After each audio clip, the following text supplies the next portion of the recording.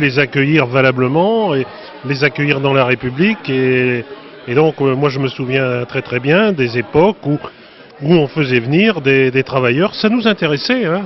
On est tout à fait dans le débat actuel, hein. Actuellement, il y a un texte de loi qui dit on va faire venir les gens qui nous intéressent.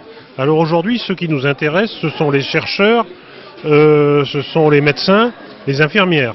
C'est plus des gens non qualifiés. À l'époque, et je pense que l'équilibre dans le monde, c'est de permettre à chaque peuple, quelle que soit son histoire, quelles que soient ses difficultés, c'est excessivement difficile. Moi, j'ai eu la chance d'aller au Mali récemment, l'agriculture au Mali, mais il faut acheter aux Maliens le coton au prix qui leur permette de vivre, hein, et faire en sorte que chaque peuple puisse se développer heureux, en harmonie, dans la démocratie, là où il est né, bien entendu, mais avec aussi la possibilité, nous sommes citoyens du monde, hein. Dans les vitrines, des objets qui nous ont gracieusement été prêtés par le Centre d'histoire locale. Le métier à tisser nous a été prêté par le CIA Gafit.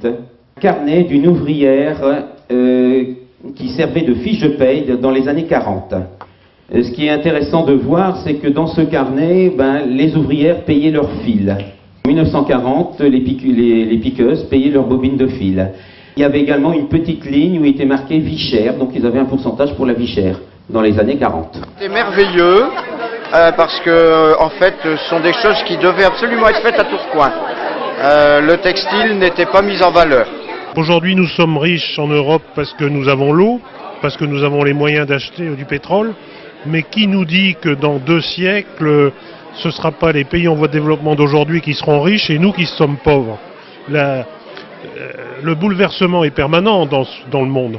Vous êtes président de l'association Les Floconneux. Est-ce que vous pouvez nous en parler un tout petit peu? Alors l'association Les Floconneux, elle est maintenant depuis 5 ans et elle est mise en place surtout pour animer le quartier du Flocon.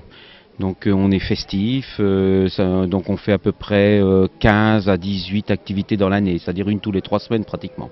Alors les activités, c'est des activités aussi bien culturelles que des activités, je vais dire, traditionnelles, comme le carnaval, comme les allumoirs, des choses comme celle-là, le marché aux puces. Et puis après, il y a les activités culturelles comme celle-ci, le festival je suis désolé, l'exposition textile. Y a-t-il beaucoup de membres dans l'association? Alors oui, on est à peu près, on est actuellement 280 familles, c'est-à-dire qu'on représente 20% de la population du quartier du Flocon.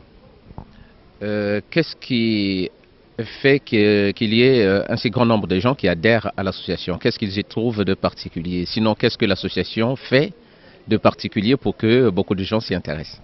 Alors bon, il faut être honnête, c'est parce qu'on fait quand même du porte-à-porte pour récupérer l'adhésion, parce que les gens sont un petit peu paresseux pour aller chercher la cotisation, ça c'est sûr, mais ils le donnent volontairement, volontiers d'ailleurs, même des fois il y en a certains qui réclament, qui téléphonent en disant vous n'êtes pas encore passé, et ça c'est parce qu'on leur apporte quelque chose, on leur apporte un peu de gaieté, de mouvement dans le quartier, c'est ça un petit peu, on apporte ce qu'ils attendent. C'est ça le mieux. Vous êtes habillé de manière exceptionnelle aujourd'hui.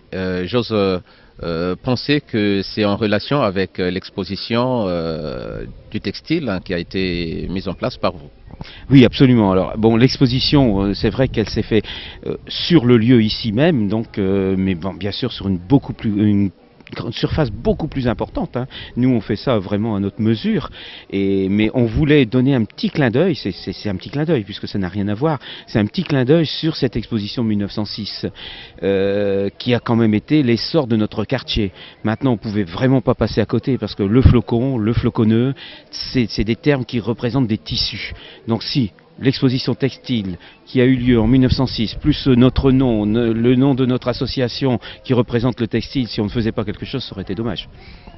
Je dirais donc que vous êtes allé bousculer l'histoire, la mémoire. C'est dans quel but?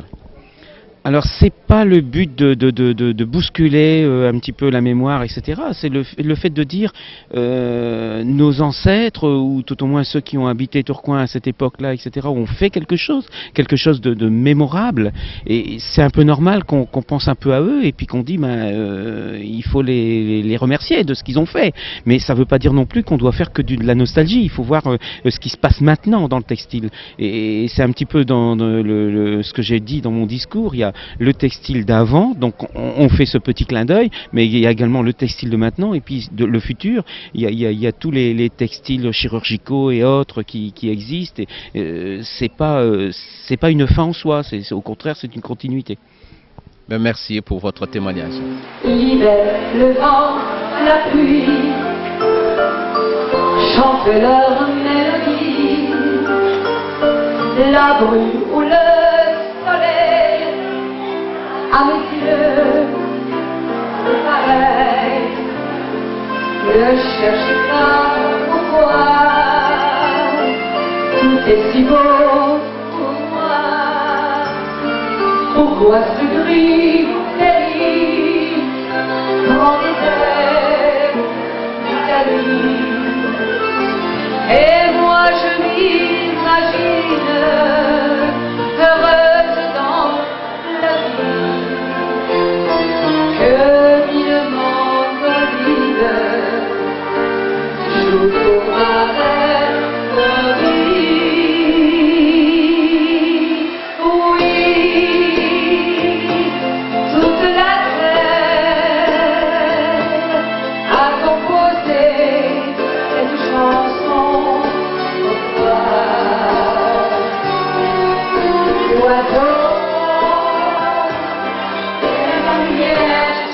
J'y viens à chaque fois, je trouve toujours que c'est très bien organisé et le quartier revit depuis les Floconneux. Quel est l'apport des étrangers, autrement dit des émigrés, dans la ville de Tourcoing?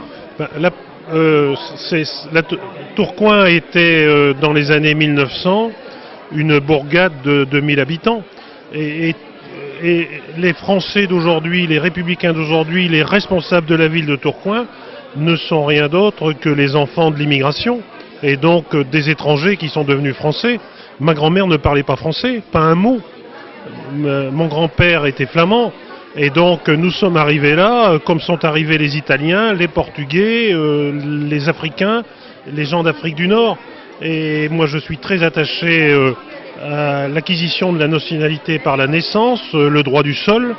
Et donc l'apport, c'est l'histoire, c'est notre histoire. Et de dire aujourd'hui, ces enfants, ils sont petits-fils de Flamands, petits-fils de Maliens, petits-fils d'Algériens, de Tunisiens ou de Marocains, petits-fils de Portugais, mais ils sont tous Français, responsables de la République, à égalité de droits et de devoirs. Donc l'apport, c'est de situer cette ville dans une grande ville, une grande métropole européenne.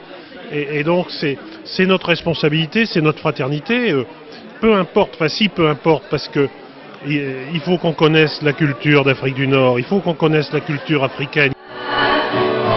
Les gens m'appellent de Lorraine, ils disent que j'ai en moi. Je me dis rien d'exceptionnel, que les autres n'ont pas.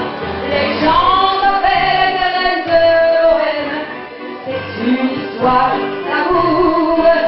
On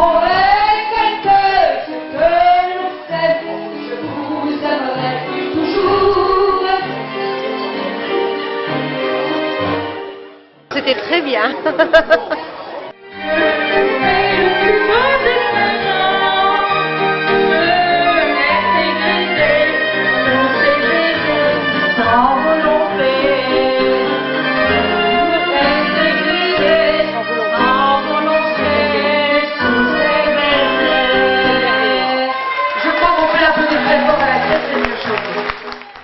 Contente, tout ça pour les Floconneux.